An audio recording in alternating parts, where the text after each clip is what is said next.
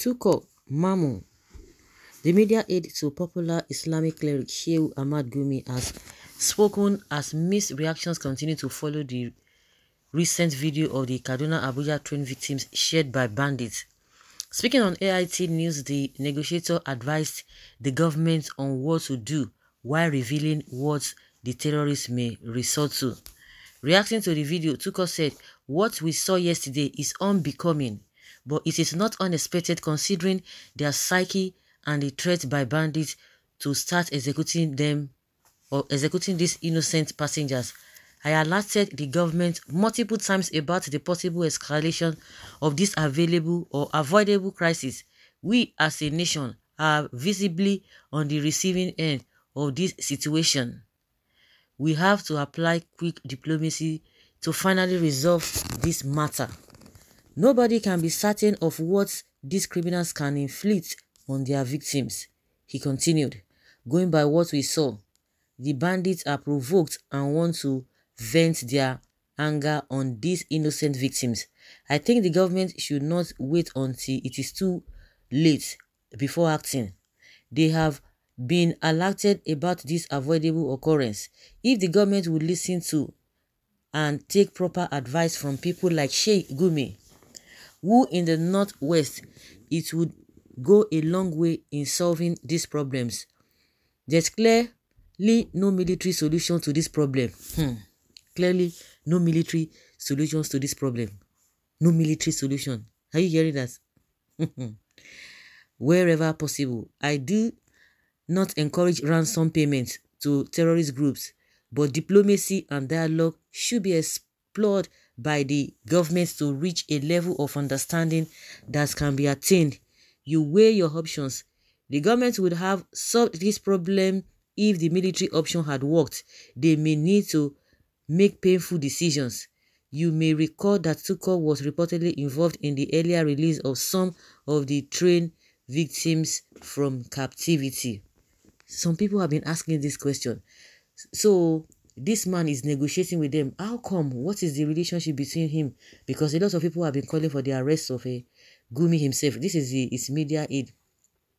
And don't forget that when Abaribe stood as a shorty for Nnamdi Kanu, we know how the presidency was releasing statements left, right, and center when Nnamdi Kanu's house was invaded. They told us that he jumped bay. Every now and then, if Abaribe talks about things happening in the country on national issue, the next thing they will tell you, the presidency will specifically even make comments concerning Abaribe that he does not have the moral right to speak on the issue concerning the nation because the person he stood as shorty for jumped bay. I don't understand. We will be talking about insecurity.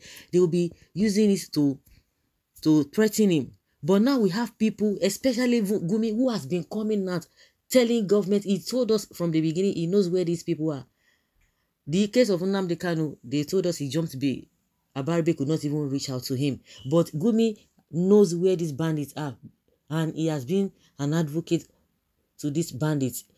You will never hear any day that the government or the presidency will say anything contrary or, debunking Gumi's statements. They are so comfortable. Nigerians have said, what is the relationship between this man and these bandits?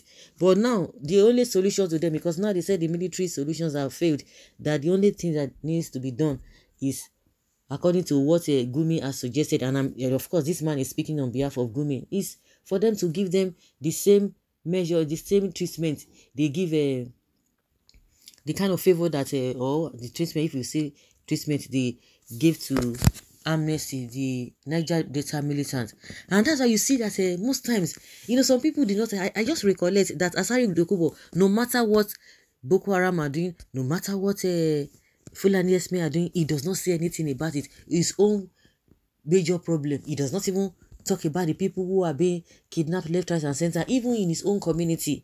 He does not even talk about how Buhari has been handling this country in a way that a lot of Nigerians are not happy. He will not even antagonize the government. But the only thing, because the government is against Nnamdi Kanu and IPOB, that is the area of specialization. And even this man too, Joe Igbokoe as well. So he does not even say anything. Maybe because the way they have been settled, or he does not even want to say anything or to offend them. And when they speak, you know where they belong to. So you have people who are negotiating with these bandits, and yet they cannot do the needful. See what happened in Imo State. 14 people were killed. They told us they were ESN members. People said no, that those guys were not ESN members. They are not IPOB members. That they were just innocent people coming from wedding.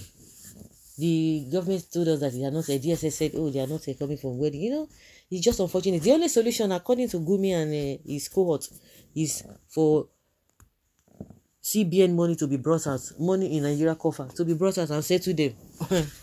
And I'm sure the government, they don't know how to go about it because they know what is happening. They don't know how to go about it. They would have done it. It's not as if it's so hard. They would have done it.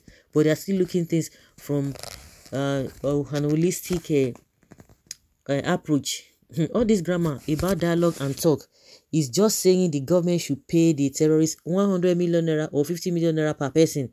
You are encouraging them. How about rather pay foreign mercenaries that amount to get rid of these terrorists once and for all? Because at the end of the day, if they are being paid, other groups, because from what we have been told, a lot of groups like that, once you settle this one, you have to settle this one, and people will continue. And the funniest part of it is that they are coming from Niger Republic, they are coming from all those neighboring countries, Chad and what have you.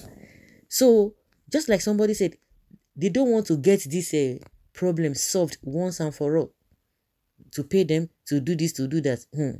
Well, he will go and collect his share later. That is why he asked them to flog them very well. Your boss percentage in the deal is delaying, so you have now openly come out to tell the government what to do. They are your boys. Go and attend to them. Keep on promising to deal with them. They will soon pick you up. God is watching. The day of accountability is waiting for all of us. To me, the people I saw them beating in that video are not even really the train passengers. I don't even know where they got those ones. But it seems these people are using this to get money from government. That is my opinion. And one of the bandits who confessed, the terrorists who confessed recently, said, oh, the money given to them by the federal government, that they used the money to go and buy weapons when they were supposed to rescue some girls that were adopted in Zamfara or so. They used the money to go and buy weapons, and that is what they have been doing. You can imagine how much they've been collecting and how much weapons they've been buying. And they are bringing these weapons to the country. How did they get them into the country? Nobody talks about on intercepting them. Because when people talk about these bandits, they go with sophisticated weapons. How do they import them? How did they bring them into this country? That's another conversation. Because we have multiple problems that we don't even know where to start from. So there's some things, there's some questions. I'm even saying there's some questions. Even if you ask the question, they will not even answer you. They won't say anything. You just say it and you'll be tired. People have asked these kind of questions before in the past. The government will not say anything and you will not even see any positive results. And the whole cycle continues. Oh my God. Paying terrorists large sum of money is encouraging them in the business. Instead, government should use the money to hire mercenaries to help wipe them off. But Buhari has said, he said that any attack on Boko Haram is attack on the north. So how do you justify that? So guys, I wouldn't want to say much. You can hear GUMI'S AIDE. Of course, it's as good as Gumi speaking. I will know what they stand for and what they want the government to do for these bandits. Leave your comment down there below and let's know what you think.